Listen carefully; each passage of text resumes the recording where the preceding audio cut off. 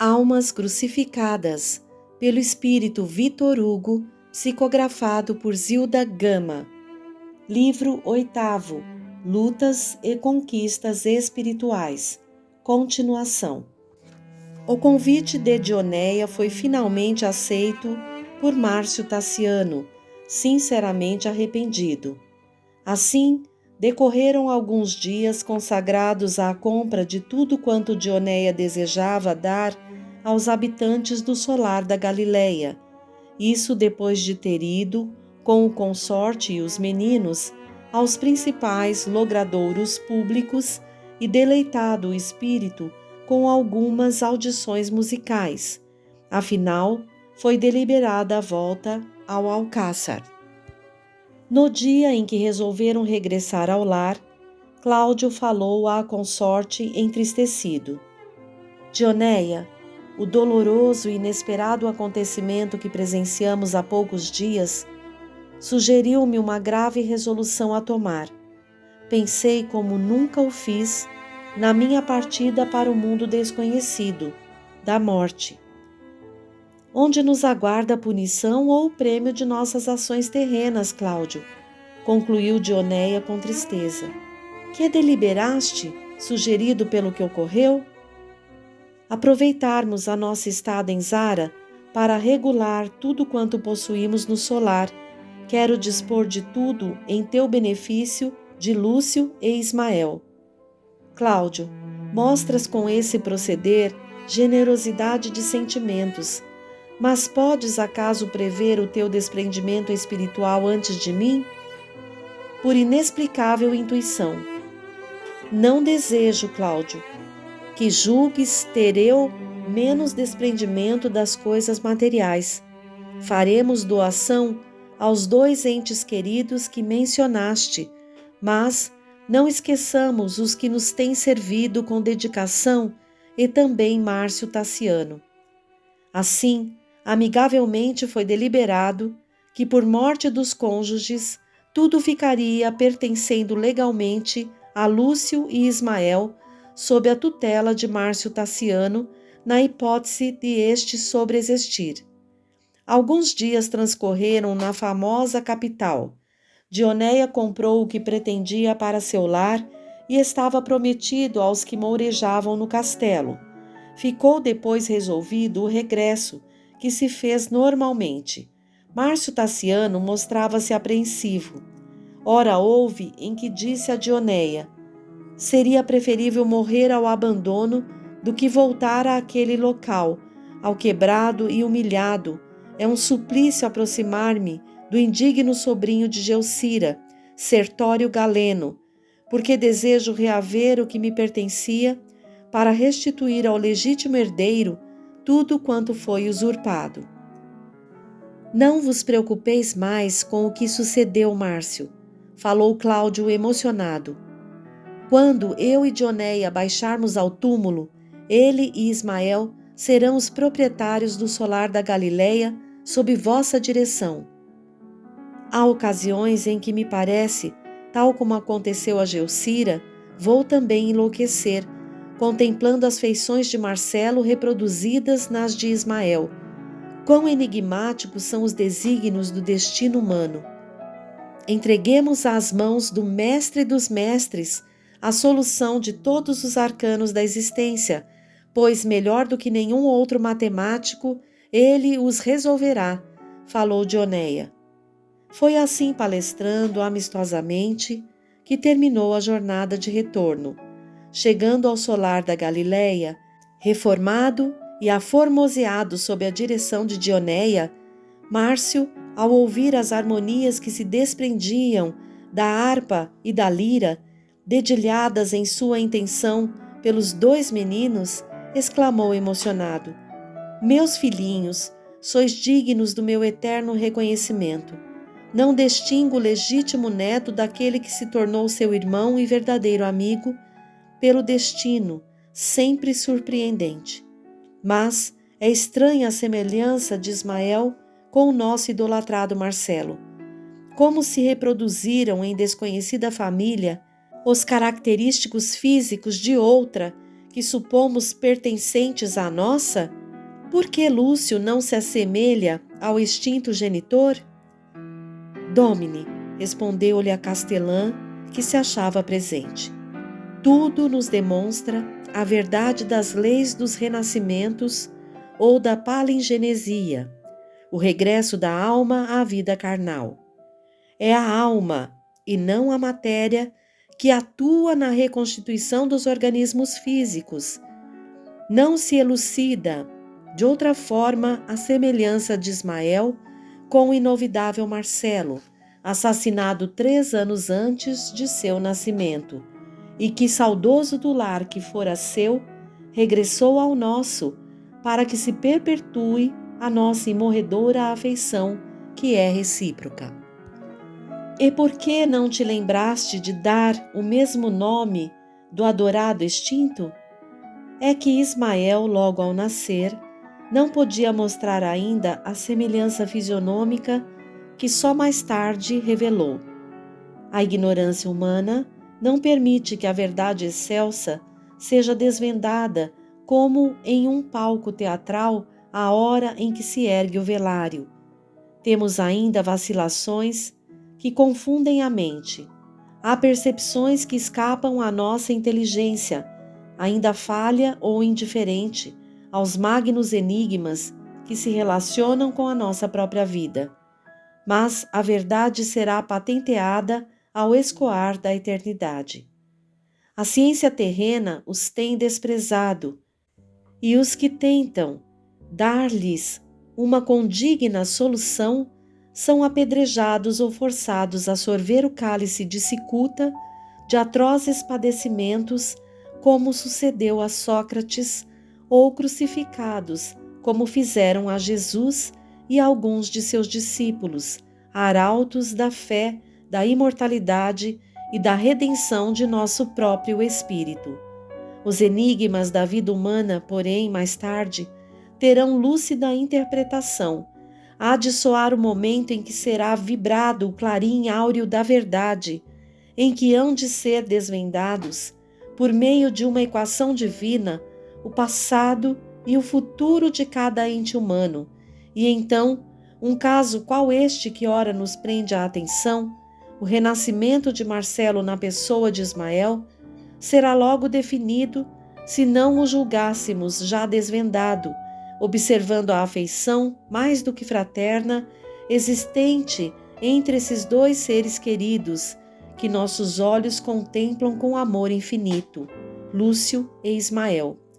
Dir-se-ia que nasceram no mesmo instante, sob o mesmo teto. Que digo eu, porém? Às vezes os que nascem no mesmo local, filhos dos mesmos pais, se detestam e odeiam. Como se elucida a aversão que Geucira votava a Cláudio desde antes do homicídio de Marcelo, acusando-o sempre como se o tivesse visto romper-lhe o sagrado fio da vida?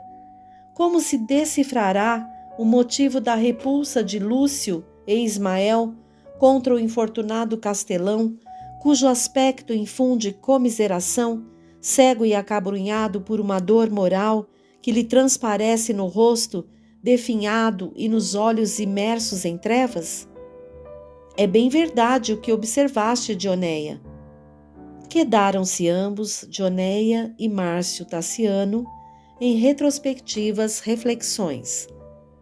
Dize-me, pois, Dioneia, está convicta de que Marcelo e Ismael formam uma única individualidade espiritual? Sim, respondeu com firmeza a castelã. Quanto conforto e desventura Geucira poderia ter fruído com a presença dessas duas encantadoras crianças se houvesse suportado com a devida resignação ou sem revoltas o tremendo golpe desferido em nossos corações. Obscurecia-lhe a razão um amor exagerado. Seu coração enlouqueceu, Domine. A dor que sofreu foi muito acerba. Dias de lenitivo e paz espiritual decorreram no solar da Galileia. Havia trabalho para todos os seus habitantes, exceto para o infortunado Cláudio, que lamentava a sua inércia improdutiva e a sua exclusão de todas as atividades do castelo, do qual era, no entanto, senhor. Dir-se-ia que estou morto, faltando-me a luz dos olhos. Escuto o ruído, ouço a vibração dos instrumentos dos artífices e a dos musicistas, e lamento não os poder acompanhar. Só, entre todos, permaneço inútil, desocupado, dando margem a que apenas o pensamento trabalhe, flagelando-me continuamente o coração. Por que não fica cego também o próprio cérebro, de onde jorram incessantemente ideias absorventes, ora devassando o passado sombrio, ora o futuro mais tenebroso ainda? É necessário te resignes, não me cansarei de to repetir. Saber padecer é prova de perfeição humana, tal qual nola deu Jesus. Os bandidos não sabem suportar o mais leve transtorno às suas aspirações ou à realização dos seus planos sinistros, e por isso, por uma palavra que o justo profere, mesmo sem intenção malévola, embebem eles em um coração palpitante de vida utilíssima a lâmina perfurante de um punhal fratricida, que o esfacela barbaramente, triginalmente. A dor é um modo evidente de distinguir-se o bom do perverso, pela resignação ou pela violência com que é suportada. Julgas então, continuou Dioneia, que se não houvesses contraído um débito ante as leis divinas, estaria privado da luz dos olhos, qual o nauta em alto mar, proceloso da de um farol salvador? Márcio Tassiano, o venerável ancião, andava seriamente preocupado porque soubera por um Campônio, residente no castelo que lhe pertencera, estar o fraudulento parente de Geossira, irritado com a sua presença no solar vizinho, e que ordenara a um fâmulo dizer a ele, Márcio Tassiano, abre aspas, se tentar a reivindicação de qualquer direito que julgue assistir-lhe, sua vida estará em perigo, e bem assim o de todos os que com ele convivem. Fecha aspas. Márcio Tassiano comunicara o ocorrido a Dioneia e a Cláudio, que também ficaram apreensivos, porque sabiam que o falso senhor do solar do cisne tinha proceder pouco edificante, era despótico, sem probidade, e os que com ele trabalhavam viviam intranquilos, receosos sempre de lamentáveis sucessos. Um acontecimento que poderia passar despercebido aumentara as apreensões do ancião. O punhal que Geossira lhe pedira jamais abandonasse estava colocado em um móvel do aposento que ocupava, e pela manhã daquele dia em que Dioneia e o esposo haviam palestrado longamente sobre temas transcendentais, notara ele sua falta.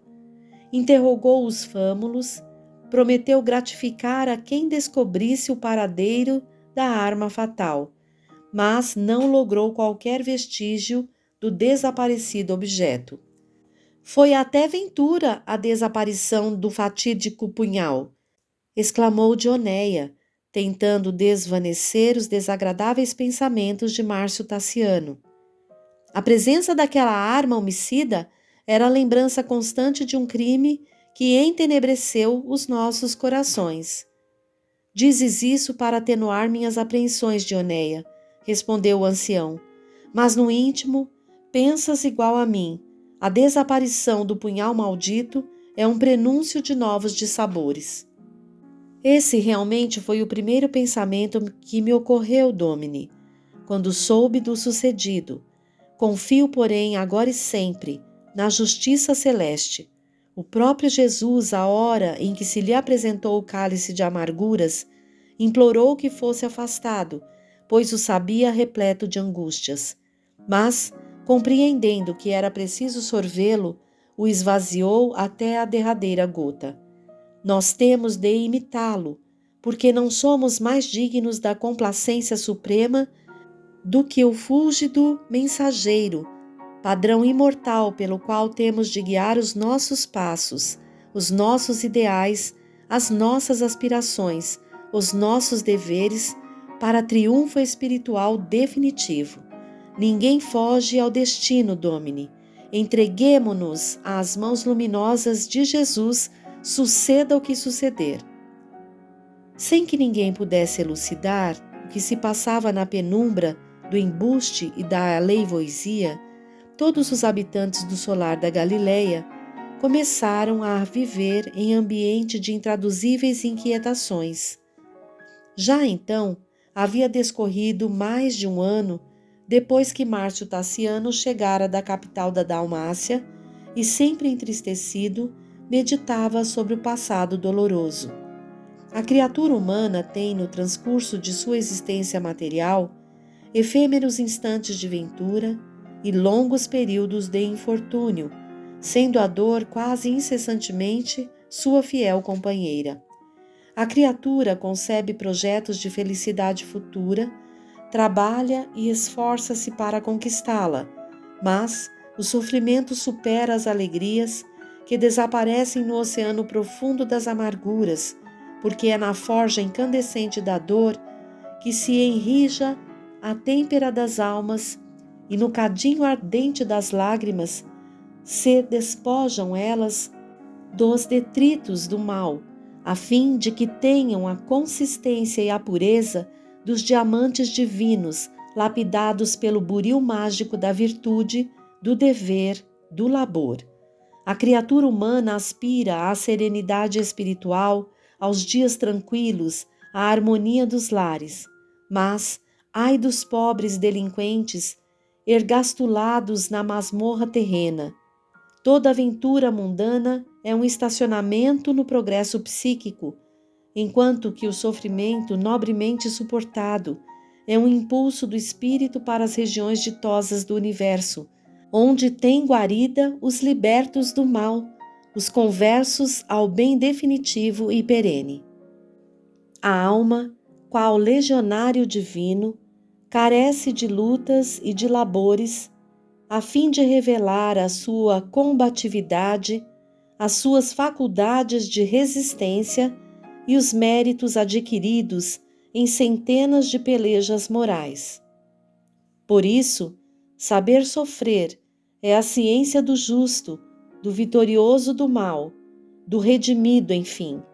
Sofrer é acelerar o progresso espiritual, é incentivar a alma para as batalhas renhidas, que recobrem de glórias imarcessíveis os mais corajosos combatentes e cujos triunfos consistem na virtude, na mansuetude, no trabalho honesto, no sacrifício, na abnegação, no amor ao próximo.